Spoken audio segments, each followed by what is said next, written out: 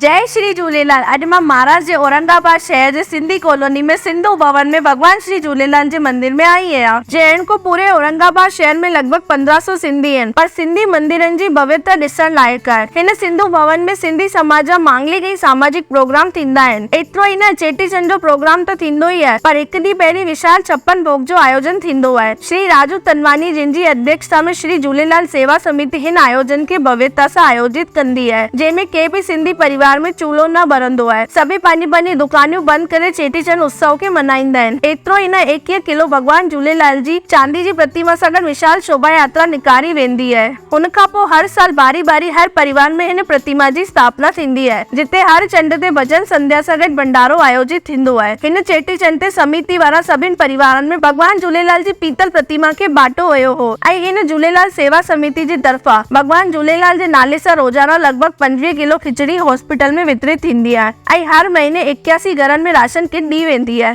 हिते पासे में विशाल श्री अमर शहीद संत कंवरराम धाम भी ठहियल आहे, जंहिंजी सुंदरता ऐं विशालता ॾिसी तव्हां चकित रहिजी वेंदव। ही हिकु मिसाल आहे जिते 1500 सिंधी एतिरो करे था सघनि त सिंधियुनि जे अत्यधिक जनसंख्या वारे क्षेत्र में छो अहिड़ा मंदिर न आहिनि। हिते जा श्री किशन तनवानी जी वर्तमान शिवसेना पार्टी जा जिला अध्यक्ष ऐं पूर्व MLC आहिनि ऐं राजू तनवानी जी पार्षद आहिनि, जो कि सिंधी समाज लाइ राजनीतिक स्तर ते गौरव जी ॻाल्हि आहे। जय श्री झूलेलाल।